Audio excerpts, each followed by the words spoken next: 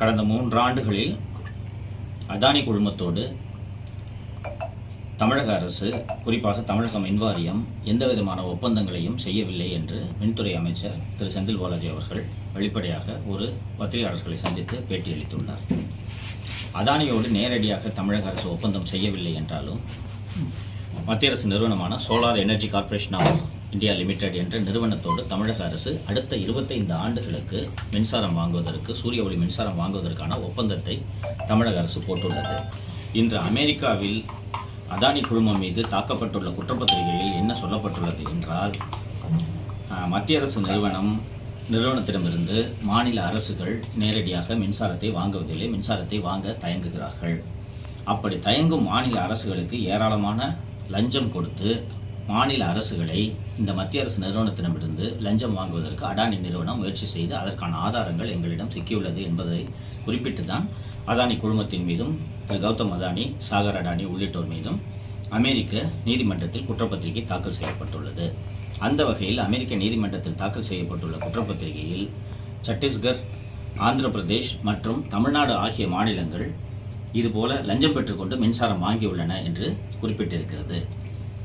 இதை முழுமையாக மறைத்து முழு பூசணிக்காயை சோற்றில் மறைக்க வேண்டும் என்ற எண்ணத்தோடு தான் திரு செந்தில் பாலாஜி அவர்கள் அதானியோடு நேரடியாக ஒப்பந்தம் செய்யவில்லை என்று சொல்கிறார். அமெரிக்க நீதிமன்றத்தில் சாட்டப்பட்டுள்ள குற்றச்சாட்டின் அடிப்படையிலேயே அதானி நிறுவனத்திடமிருந்து நேரடியாக மின்சாரம் வாங்க லஞ்சம் கொடுத்துள்ளார்கள் என்று எங்கேயும் சொல்லவில்லை.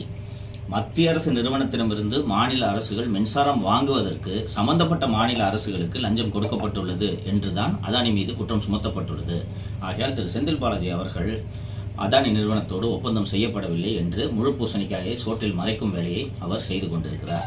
திரு செந்தில் பாலாஜி அவர்கள் சிறை சென்று வந்த பிறகு அவருக்கு மீண்டும் அதே துறையின் அமைச்சரவை கொடுக்கப்பட்டுள்ளது.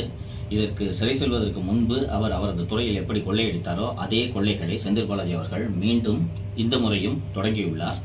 விரைவில் அவரது ஜாமீனை ரத்து செய்யக்கூடிய அந்த மனுவானது உச்சநீதிமன்றத்தில் விசாரணைக்கு வர இருக்கிறது. உச்சநீதிமன்றம் ஜாமீனில் வெளிவந்த 2 அல்லது 3 நாட்களுக்குள்ளாகவே கடந்த 3 ஆண்டுகளில் அதானி குழுமத்தோடு தமிழக அரசு, குறிப்பாக தமிழக மின்வாரியம் எந்தவிதமான ஒப்பந்தங்களையும் செய்யவில்லை என்று மின்துறை அமைச்சர் திரு செந்தில் பாலாஜி அவர்கள் வெளிப்படையாக ஒரு பத்திரிகையாளர்களை சந்தித்து பேட்டியளித்துள்ளார். அதானியோடு நேரடியாக தமிழக அரசு ஒப்பந்தம் செய்யவில்லை என்றாலும் மத்திய அரசு நிறுவனமான solar energy corporation of India limited என்ற நிறுவனத்தோடு தமிழக அரசு அடுத்த 25 ஆண்டுகளுக்கு மின்சாரம் வாங்குவதற்கு, சூரிய ஒளி மின்சாரம் வாங்குவதற்கான ஒப்பந்தத்தை தமிழக அரசு போட்டுள்ளது. இன்று அமெரிக்காவில் அதானி குழுமம் மீது தாக்கப்பட்டுள்ள குற்றப்பத்திரிகையில் என்ன சொல்லப்பட்டுள்ளது என்றால், மத்திய அரசு நிறுவனத்திடமிருந்து மாநில அரசுகள் நேரடியாக மின்சாரத்தை வாங்குவதில்லை, மின்சாரத்தை வாங்க தயங்குகிறார்கள். அப்படி தயங்கும் மாநில அரசுகளுக்கு ஏராளமான லஞ்சம் கொடுத்து மாநில அரசுகளை இந்த மத்திய அரசு நிறுவனத்திடமிருந்து லஞ்சம் வாங்குவதற்கு அடானி நிறுவனம் முயற்சி செய்து அதற்கான ஆதாரங்கள் எங்களிடம் சிக்கியுள்ளது என்பதை குறிப்பிட்டு தான் அதானி குழுமத்தின் மீதும் கௌதம் அதானி, சாகர் அடானி உள்ளிட்டோர் மீதும் அமெரிக்க நீதிமன்றத்தில் குற்றப்பத்திரிகை தாக்கல் செய்யப்பட்டுள்ளது. அந்த வகையில் அமெரிக்க நீதிமன்றத்தில் தாக்கல் செய்யப்பட்டுள்ள குற்றப்பத்திரிகையில் சத்தீஸ்கர், ஆந்திர பிரதேஷ் மற்றும் தமிழ்நாடு ஆகிய மாநிலங்கள் இதுபோல லஞ்சம் பெற்றுக்கொண்டு மின்சாரம் வாங்கியுள்ளன என்று குறிப்பிட்டிருக்கிறது.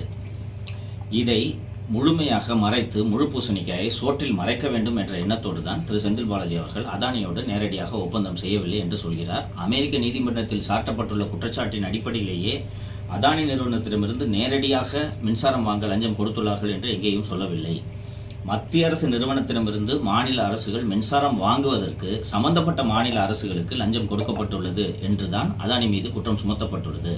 ஆகையால் திரு செந்தில் பாலாஜி அவர்கள் அதானி நிறுவனத்தோடு ஒப்பந்தம் செய்யப்படவில்லை என்று முழு பூசணிக்காயை சோற்றில் மறைக்கும் வேலையை அவர் செய்து கொண்டிருக்கிறார். திரு செந்தில் பாலாஜி அவர்கள் சிறை சென்று வந்த பிறகு அவருக்கு மீண்டும் அதே துறையின் அமைச்சரவை கொடுக்கப்பட்டுள்ளது.